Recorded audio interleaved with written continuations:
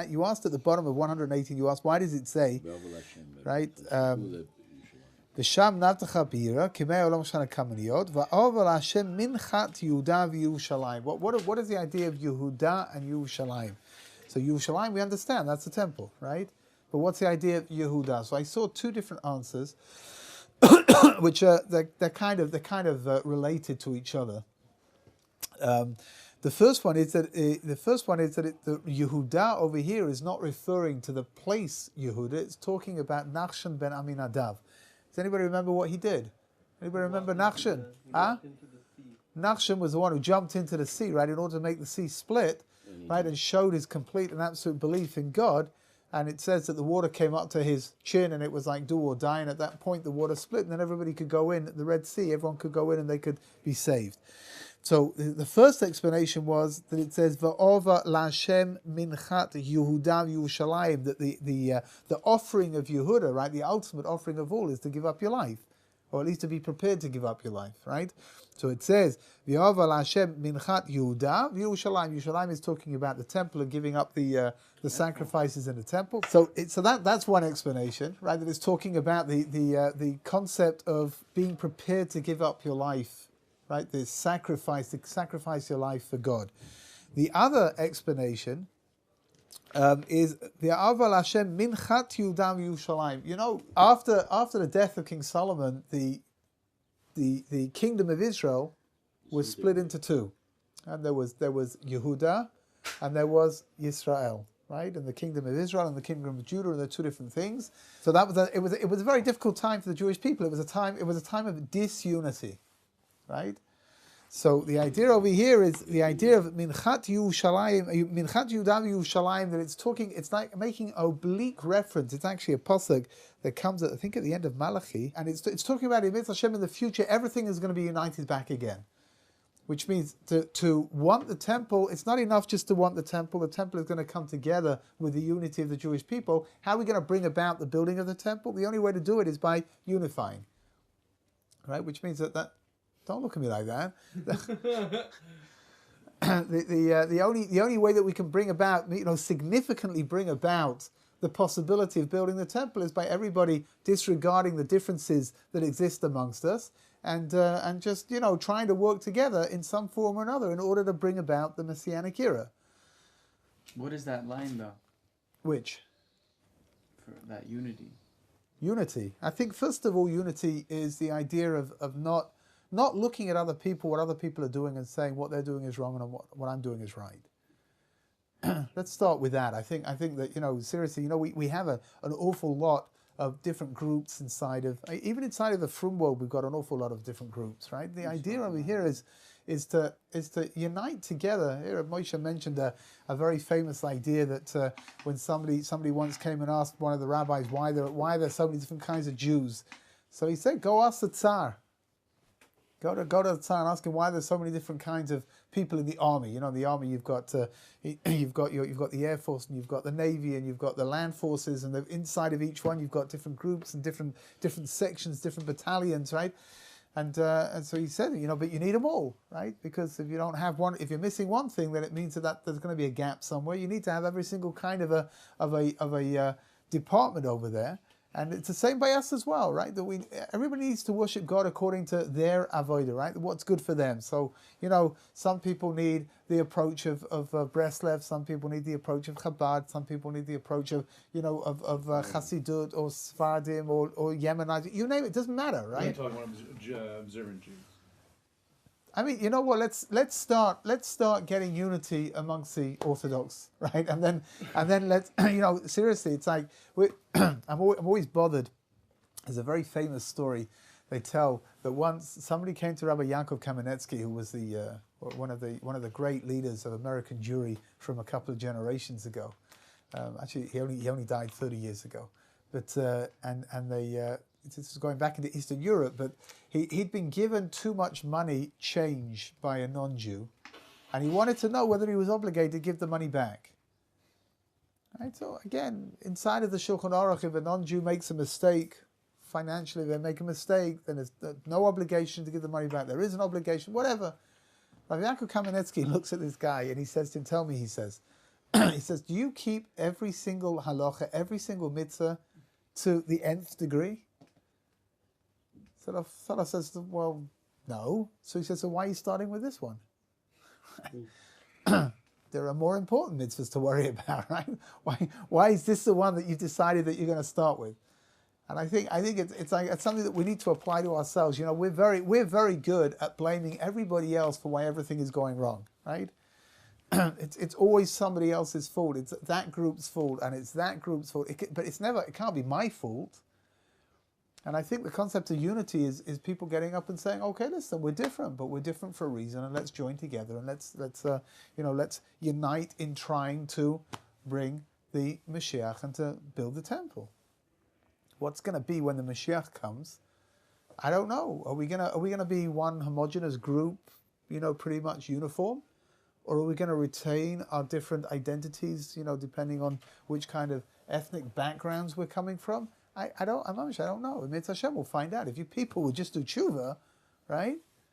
If you people would work on your unity and stop being such a bunch of bums, then we could work this one out. Obviously, it can't be me, right? Anyway, so that's why it says what it says. And what we're doing now is we're moving on. Yesterday we spoke about Tachna a little bit. Today we're just moving on to Kriyat Torah. So it's a good day to talk about it because, of course, it's Monday morning. Where does Kriyat Torah come from? Where does reading the Torah, where does it come from? So, interestingly enough, even though it was instituted, reading the Torah twice a week, on Monday and Thursday, was instituted by Ezra Sofer. So we're talking now about the beginning of the Second Temple period. We're going back about 2,400 and something years, which is probably before most of you, I imagine, most of your time, no? Maybe the different ways. Close. It originally, according to Chazal, according to the sages, the idea of reading from the Torah was actually something which was introduced originally by Moshe Rabbeinu. It went out of fashion for a little bit, and Ezra was one that brought it back into being. But the idea is very simple: not to go more than 3 days without reading the Torah, right? Because something that happens more than 3 days is considered to be something which fixes something. It makes it more of a makes it more of a normal thing. So it says it's based on verses that the Jewish people after Yom Suf, at Yom Suf, they went 3 days without learning any Torah, and that had a very bad at the Red Sea. It had a very bad repercussion to it. They didn't have Torah. There was Torah to learn, even though they hadn't been given the Torah per se, but there were all kinds of mitzvahs that they were aware of that they were able to learn. How can they have mitzvahs if they didn't have the Torah? Abraham, God commanded them with certain mitzvot before they came to Sinai. So, for example, they were commanded with Shabbat. They were Abraham. No, that's okay because Abraham, Isaac, and Jacob. The Gemara says that Abraham, Isaac, and Jacob learnt the Torah. That they kept the Torah even though it had never been given. So the Gemara asks, where did they know? Where did Abraham know how to do that? So he said he learned from inside of himself. No, he wasn't commanded. His connection with God was so great. I think it's a little kind of a different dimension. His connection to God was so great that he understood what God wanted from him. Right? That's a level. I think that's not Ruach HaKodesh, but that's something else altogether. It's like a depth of a dimension which we can't really. I don't think we can really relate to. Right? However, it does say that before the Jewish people got to Sinai, that God gave them certain mitzvot. So he gave them the mitzvah of Shabbat. He gave them, interestingly enough, he gave them the mitzvah of Paraduma, which is the red heifer. So there were mitzvot to learn. They didn't have Shabbat in Egypt? I don't know. Again, there are conflicting midrashim.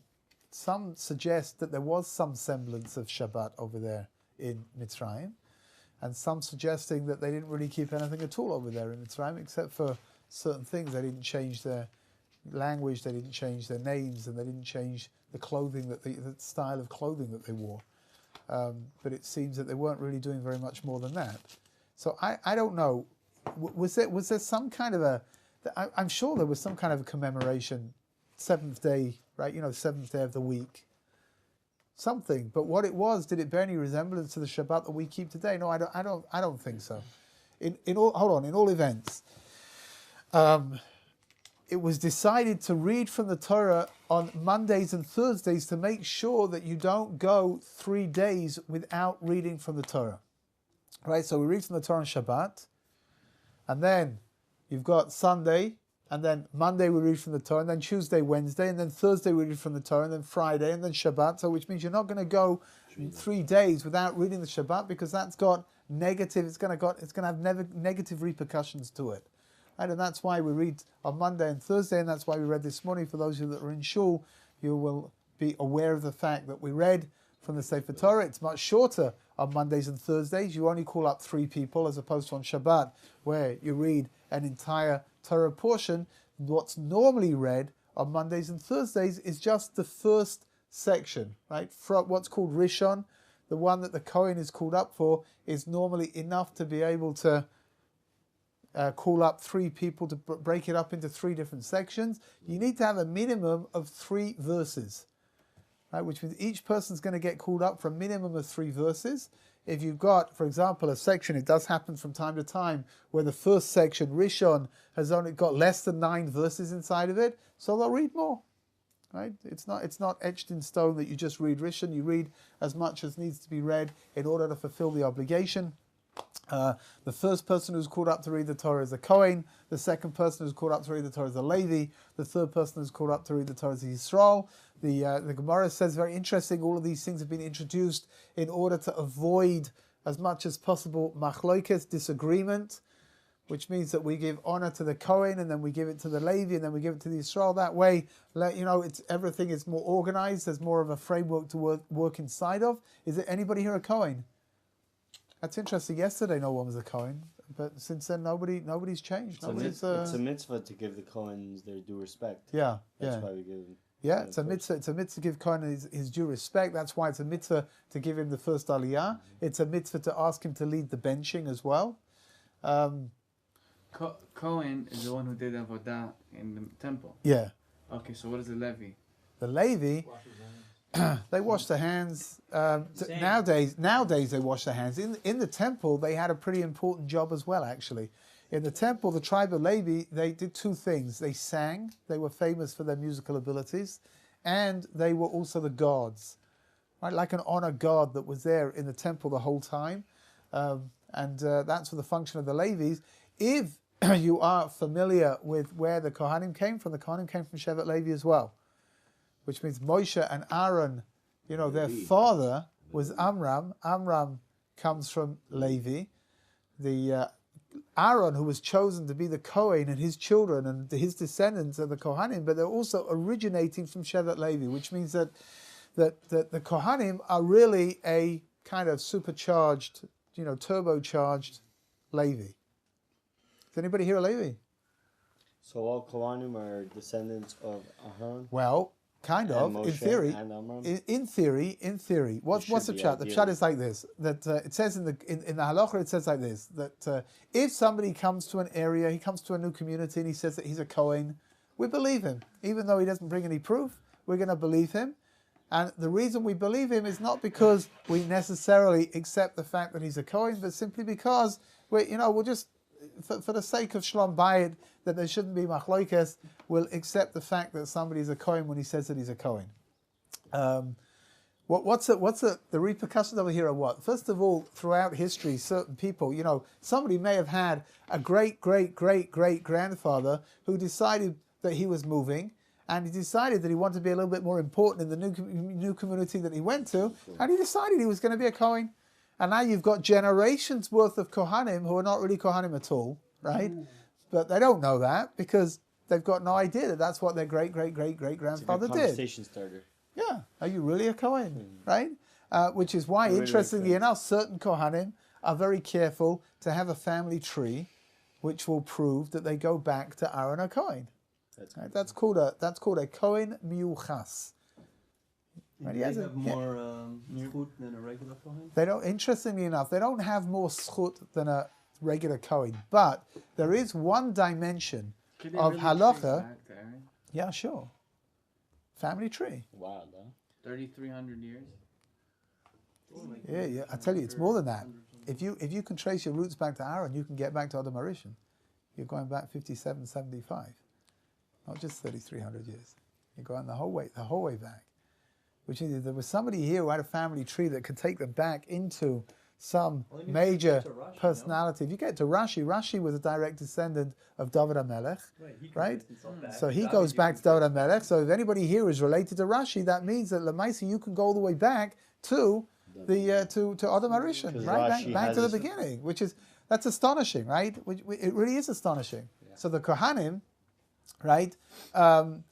There are certain people that can trace their roots back, right? But if you can't, so you're considered to be a Kohen. Do you have more schut, more merit if you can? Not inside of the community, but there is one dimension where yes, there are, according to certain halakhic authority. I don't know if you know what a pidyon haben is. Yeah. Pidyon haben is a redemption of the firstborn. Is anybody here a firstborn? Well, you're okay. You're a Kohen, so you can put your hand down, right? You're exempt. Anybody who's a firstborn, if you were born naturally, which is difficult to believe looking around the room, actually, not naturally. No, I imagine you were probably found under a stone somewhere. Actually, no, I think it has to be by natural birth, not C-section. Natural. Yeah, I was C-section. You were C-section, of course, because your mother didn't want you at all, and she wasn't going to let you come out. And in the end, the doctors. I want to stay in there. I don't want to go. I don't know. That's not the story. That's not what I heard. I want to learn more Torah. I heard that your mother did not want you out at all, and in the end... I just wanted to learn more Torah. The angel was like, yo, it's time to get out. I'm like, dude. Maybe that's what they told you, but I know the truth. I know the truth. Anyway, were you born naturally? Yeah, okay. A natural-born, firstborn boy, then you need to go through something called a pidyon haben. A pidyon haben, the first moment that a pidyon haben can be done is after the 30th day after birth. If it hasn't been done, it's something that should be taken care of at some point. Have you had did you have yours done? I don't know what that is. Good. Okay. No, not the clipping. No. It's painless. Really.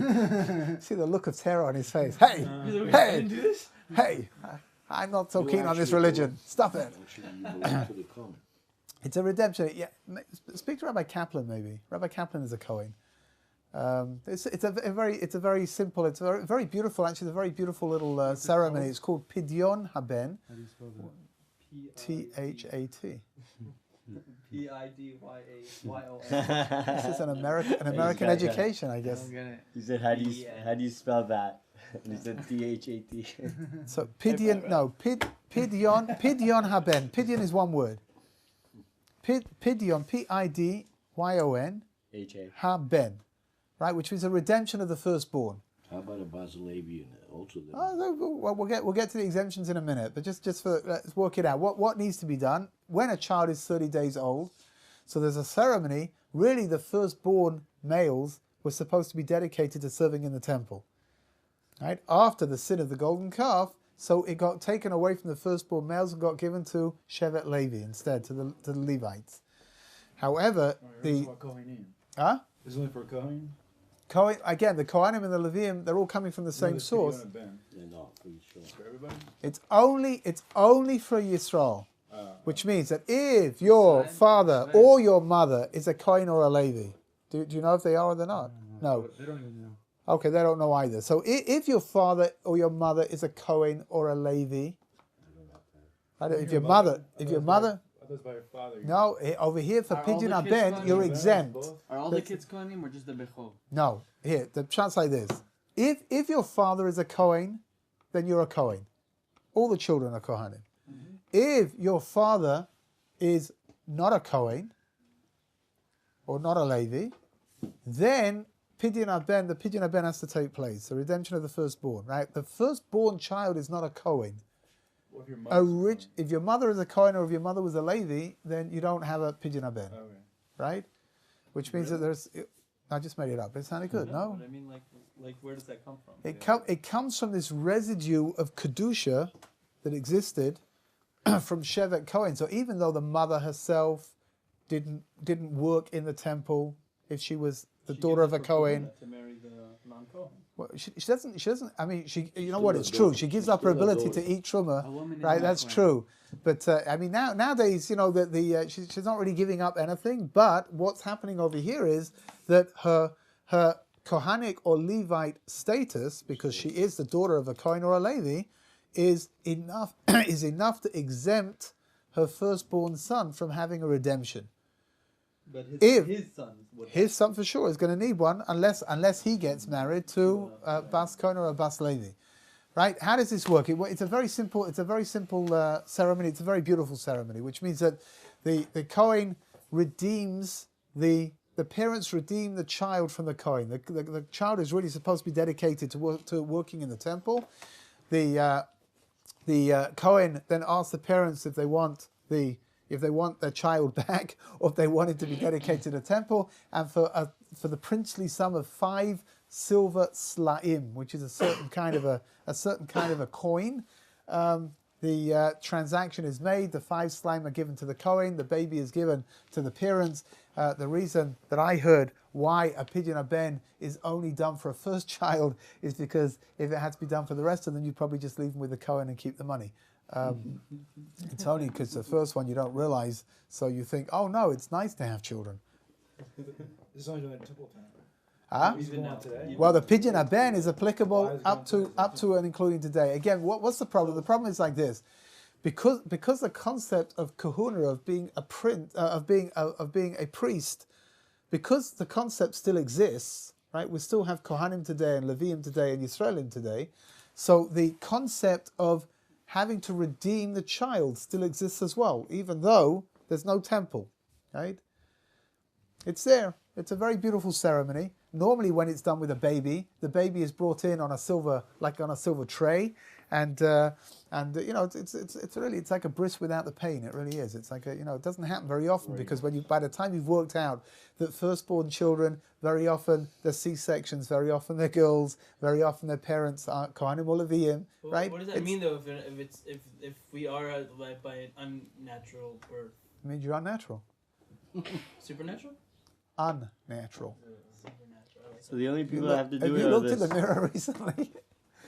the only people that have to do it are the sons of Israel, Yeah. the Yeah. firstborn sons of Israel who are naturally born. Yes. So there's no reason behind it. It's just that.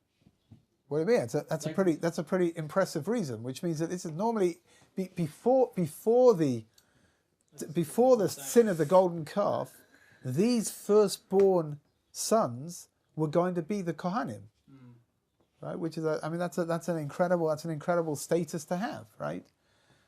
Because they, Shevet Levi was chosen by the sin of the golden calf because Moshe came down, saw what was going on, and he shouted out, Mila Hashem Alai, right? Who's for God should come to me? The whole of Shevet Levi came to Moshe. So they were given, it's like, because the others didn't, they didn't do that, so they came, and they were given a special spiritual status inside of the Jewish people, which was really supposed to have been the status of the firstborn. The natural ones, not the unnatural ones. That's my question. My question is about the unnatural firstborn kids. Why don't they have to get the pidyon of Because it's a deal. It's learnt out from the verse when it says that the firstborn child has to be born, right? So the Gemara learns out from that birth means a regular birth, which is a technical issue. It's not really. Don't misunderstand. There's nothing wrong with you. No. I know. Did I sound like I meant that? Don't speak too swiftly about him now. I say, did I sound like I meant that? I'm working on my sincerity. There's nothing wrong with you. No, there's nothing. There's some nothing. kinds of things wrong with me, but I mean, I just No, I want to no. know if there's some Torah reason that. It's just it's just a technicality. That's all. it is. So an unnatural firstborn wouldn't have been a Kohen, wouldn't have served as a Kohen in the temple. No, interestingly enough, there's no correlation between the two, which means that a Kohen, all Kohanim, not just firstborn, right? If the father is a Kohen, then his children are Kohanim. If the child is born through a C-section, he's still a Kohen, and he still can do the worship inside of the temple. I was talking about before the sin of the golden calf. So before the sin of the golden calf, yeah, if it would have been a C-section, then it would have been it meant that he wouldn't have had that status. And that's why we don't do pidyon event for them today. Yeah. What? That's a mute point. So I wouldn't have There's been no able Beit to do my Mikdash. thing. Huh? There was no Beit Mikdash. It wouldn't matter. Why didn't you call Before him? the sin of the There's golden no calf. work of God. There's There was no no Beit Mikdash. burning. There were always Although you're always firstborn, you wouldn't have spiritual served in the leaders temple for the because Jewish you weren't people, born naturally. right? Right. Okay. Always. which means that there's always going to be.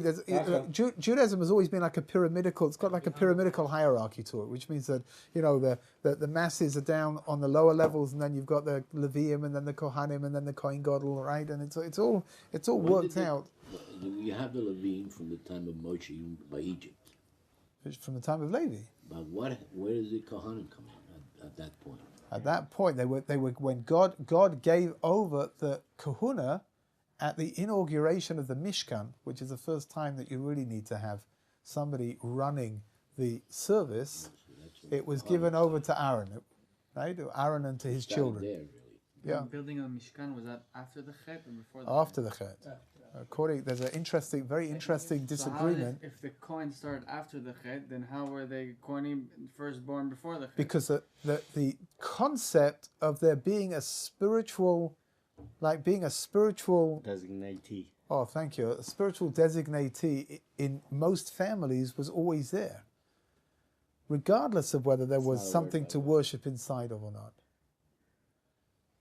Right? Which means that each family, again. What was their privilege? Just leaders? Leaders, yeah. Isn't that a trait? You know, when Yaakov Avinu had when Yaakov Avinu had his children, there were three different levels of leadership, right? Which means that there was the physical level of leadership. There was a monarchy which was given to Judah. There was the spiritual leadership which was given to Levi, right? And then there was a dimension of practical leadership which was given to Joseph. Which means that the idea of leadership has always been there, and the idea of designating who the leaders are, that's something which is already very early. That precedes the sin of the golden calf. Yeah. What if you don't want to redeem your son? You want to let them serve in the temple? So interestingly enough, you're not allowed to. He's got to be redeemed, and if the father won't redeem the son, then the son has to redeem himself. But what is fascinating is that there, according to certain later authorities, when the Mashiach comes, in Mitzvah Hashem, it should be very soon, right? But when the Mashiach comes, the firstborns will serve together with the Kohanim. Again, it's a disagreement. It's a disagreement amongst the various authorities. I don't know what's going to be. We'll find out. Even the ones with C-section? Presumably, no. He should go. He should just go back to. to. My job is going to be when Mashiach comes. Am I going to be able to serve or not? You're going to have to stick the San Andreas fault back together again. That's. All right, if that's all I have to do, then that's what I have to do. Whatever Hashem wants, What can I do? You'll be the master of children. I can't choose the way I was born into this world. Like, I was scarred by the eyes too. It hit me in the face. All my baby pictures have a big scar. Really? Yeah, they call me Scar. Scarface. So Rabbi, my question was. Hold on, I haven't finished. Right, 1 minute. Man. Here, I wanted to tell you a practical ramification for all of this business, is that according to some authorities, if you get yourself redeemed, right, pidin ben, that a person, according to at least one authority, if you get yourself redeemed, you've got to keep redeeming yourself over and over again with every Kohen that you meet, because it could be that the Kohen who redeemed you wasn't a real Kohen, right? And we only accept the fact that they're Kohanim because he says he's a Kohen, so we accept that he's a Kohen. Last name is Cohen. It doesn't matter. I've got a whole family. My mother's sister's brother, my mother's sister's husband, who they came over to Wales, which is on the coast of England, on the side of England. They came to Cardiff before the war, before the First World War, I think, and they got off the boat, and they're a whole family of Levium. They got off the boat, and the immigration official says to them, "Are you Jewish?" And they said yes. So he says, "Your name is Cohen." There's a whole family called Cohen, who are all Levium. They're all Levium. There's probably like 200 of them today, right? So don't be taken in by a name, right? So it's true that certain names are considered to be Kohanic names. So Cohen, Katz, Kagan, right? Rappaport. All of these are names which are very Kohanic, but it's not a signed deal, right? It's not signed and sealed. That's for sure not. Says the halacha is like this. In Mitzvah Hashem, when one of the things that Eliyahu Hanavi is going to do, right? Eliyahu Hanavi is going to come with the Mashiach, right? He's gonna smell you out. Well, let's hope he doesn't have to deal with any of you people, but he'll probably faint. But one of the things that Eliyahu is going to do, he's going to work out who's a Kohen and who's not, which means there are going to be an awful lot of people who have been claiming to be Kohanim for generations who are going to find out they're going to be very disappointed. And there are going to be a whole bunch of people who never knew that they were Kohanim, who they're going to be nominated as Kohanim because... Are you sinning by entering a cemetery if you don't know you're a Kohen? No, if you don't know, then you're not. It's difficult to sin if you don't know. Again, different dimensions of what a sin really is. But a person can't be held accountable for something that he's done that he doesn't know is forbidden. Right. So, as a practical ramification, if you find a Kohen miyuchas, if you find a Kohen that can trace his roots back, so then if you do a pidyon haben, that's it. You're done. You're finished. Right. But if not, then according to some opinions anyway, you got to, every time, are you a Kohen? Oh, quick, redeem me. You don't have to redeem me. I'm beyond redemption. Wouldn't we want to call I'm that an only to the child. Torah every time? I keep telling my parents, I keep telling my brothers that I'm an only child. They don't believe me, but whatever. Wouldn't we want to call that Kohen? So here, the halacha says that for shlom bayit reasons, inside of that there should be tranquility and harmony inside of the community. So the person says he's a Kohen. We call him up as a Kohen. We don't make we don't start making differentiations between Kohanim. I mean, there's some synagogues that won't auction off Kohen and Levi. Maybe they don't want to auction to someone who's. Maybe they just want to call up the person that they know it's possible. is a Kohen. I don't know. Sure. I don't know what the reasons are exactly. What's interesting is that Levi, according to the halacha, there's nowhere in the halacha which says that when Eliyahu comes, he's going to work out who's a Levi and who's not. Is anybody a Levi? No one's a Levi here, right? Right? Why is that? Because if you're already going to change your status, right? If you already decide you want to be more important than you already are, right? So what I don't understand. You're going to do what? You're going to change to become a Levi? To do what? So you can go and wash the Kohen's hands? So go and become a Kohen. If you're already making things up, go and become a Kohen. There's a phrase in Hebrew, in kvar, az kvar, right? You can only become a Levi if your father's a Levi. That's a famous Jewish joke, right? About the guy who comes to the rabbi, he says, I want to be a Kohen. So he says, what do you mean you want to be a Kohen? You can't be a Kohen, that's ridiculous. You know that. What are you telling me this rubbish for? Go, get out of here. He says, Rabbi, I'm prepared to pay. He says, why didn't you say so? He says, it could be possible to do something over here, right? So he says, yeah, Rabbi. He said, how much you prepared to pay? He says, I'm prepared to pay you $5,000. So Rabbi says, here, let me just check. Oh, look, yeah, okay, it's okay. Here, come over here. And he comes, he puts his hands on his head and he, okay, you're a Kohen. So after he's given him the money, he says, tell me, why was it so important for you to be a Kohen? He says, are you kidding? He says, my father was a Kohen. My grandfather was a Kohen. He says, I want to be one too. Okay, have a good day. So I don't know. You're a Kohen, right? For sure. I hope so too. Hashem. You know what's going to happen? The Mashiach is going to come. You've got to be ready for this. The Mashiach is going to come. The temple's going to rebuild. And you have to go to work. I hate to break this to you, whatever. Go work in the temple. For sure, you kidding. And I'm going to be able to point to you and say, he is who he is today because of me. And then Eliyahu is going to come to you and you're going to wash his hands. Hands, actually, in the temple, it's hands and feet. Whatever. Mitzvah Hashem, we're going to stop over here. And we almost got something done about Kriyas Torah over here. But in Mitzvah Hashem, maybe. This is all Kriyas Torah. The Kohanim living in Israel. Oh yeah. Good. Oh good. Thank you. That's like the matzahs on Seder night. There you go. Exactly. And in Mitzvah Hashem, tomorrow, to be continued.